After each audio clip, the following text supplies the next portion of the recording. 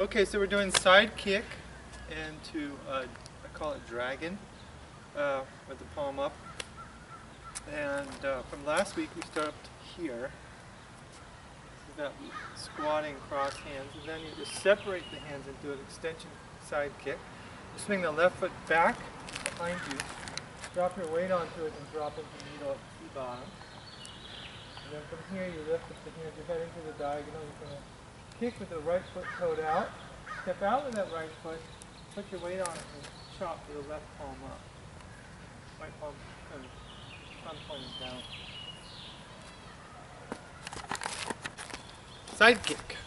So from side kick we stopped last time at this cross hands position, which we can actually do this way or this way. All depends on how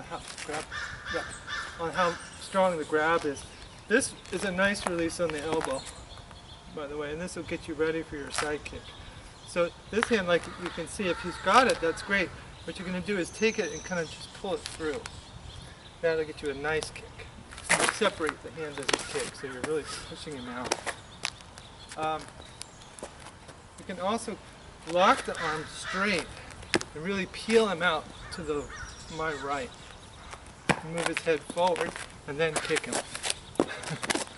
So a number of things. Depends on how much you get that pull. If he pulls back at that point, then you get your kick too. So either way, the left hand, if he pulls back, you just chop him in the head with that. When you're always busy with that, you kick him. So that's from a grab. Pretty straightforward. He punches with his right. You parry with this, and there's a cross hands position again. And again, both hands are up, so if this is a feint, and he does throw the other one, you've got something. Throw a hook. You got something here, and then you're wide open for that kick. If he just does it straight and he means it, you stay with it and just kick out the knee. So shift forward to punch you. You can kick out the back knee. If he sees your foot coming, you can kick it out that way from behind. Kind of tricky. Now the wrestler, if he comes in and you're in this cross hands kind of crouch position, very dangerous actually. So a number of things. One is you can peel the head off here and then kick him. Right? So when he brings in his head, he's got to bring in his head to get the shoulder to pick you up. So you got to shift immediately forward and peel the head out and kick out. Yeah. So that's on the wrestler. There's also, if he comes in, you can come across the shoulder like we did with that last one last week. And then as you separate the hands out, this will get your kick this way. So you kind of lock the shoulder before you kick him. So that'll keep his shoulder from picking you up. You kind of get in there, you feel it, see it? And then you can get in there and lock them up. Again, this hand's just to protect your face in case they want to punch you as you're doing all that, when they're allowed to, of course. So that's pretty good for side kick. Next is dragon.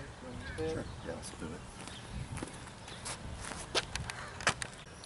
So in the form, we kind of go this way, and then we turn all the way back over here.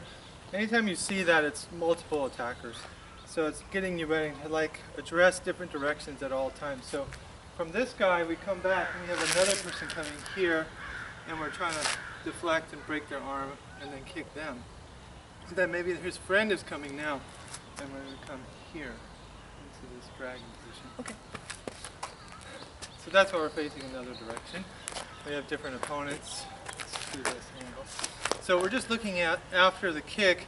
So I'm trying to kick, and he just punches with that. So a number of things I can do. I can come under the arm and hook this in. And if you do Xingyi, you know this is crossing with the weight forward, or dragging from Xingyi. So it's very similar. The only difference is we're just sneaking the hand right up. And you can hit him in the eyes, you can hit him in his throat. As the punch comes in, you can break it too with this, with your bicep, right on the elbow. And just lift it up, and then poke him. So that's on the punch. And the grab, you're going to wind the grab out to get the lock. then poke it in the arm. So this will get you a release. The more you turn, the more release you get, the more you turn to the right. So you might have to shift more forward. If you're not forward, you have to go forward to get that release.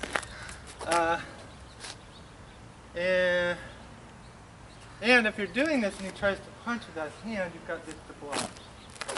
Right, which will lead you to your next move, which is split. Which will lead up to this eventually. So that's the next move, just this, and that. So, what else? That was the punch grab. Oh, now he comes around my waist, and I'm at this kick position again. He goes for the waist. So ideally, what I want to do is kind of take the head and peel it up this way. But it might hard to get your hand in, as you can see. So if you see him coming, just kind of come up with it. And here's a nice headlock. So it might be hard to get that. I understand that, but that's what it is. So if you can't get that, just get the arm. And again, you're back into this position. Weight goes forward, you push him out. So if he comes in, he's already got you, right? So you can also take the right arm and peel his left elbow up. That'll get your elbow right behind his neck. As you shift forward, you just compress him with his own arm into his own head. That's this position. Yeah, and that'll get you a lot of what you need. So you can get that other arm too. You're going to just lift it up a little bit and put your hand right underneath his chin and feel it up. And this hand, again, can kind of hit him. Wrestlers don't like to get hit, so hit him underneath the guy. And then you can kind of throw him out as your weight goes forward. First one, the push hands version, first is the side kick. And, you don't kick much in push hands, I know that. But you can still use the basic principles of absorbing and then projecting from that absorption. So his pressure is too great on the left side, so absorb it into my back foot. My left hand goes right on the sternum and my left foot goes kind of on the knee. And I'm just, again, displacing him. I'm not really trying to hurt him. I'm just getting him off me, so to speak. So you're using his pressure to do it, though.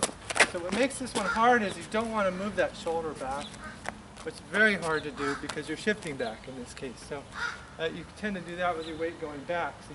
And that brings you off balance. So you don't do that in Tai Chi. You just try to take this pressure into the ground and give it back. At the same time, the projection is happening on his part, it happens on mine. So that's the first one. That's the side kick. The second one is this dragon. So he's going to push with the same hand, his left, and I'm going to drop it in my front foot this time and turn my left hand up and put my forearm kind of in his sternum area. And as the pressure comes, I shift forward, push my forearm and elbow out. So that's the yang aspect created by this right leg getting full. It's actually created by his left arm pushing my right shoulder into my right foot, which makes my left hand become yang. So that's the absorption is through the right side, projecting through the left. Very typical Tai Chi, opposite hand.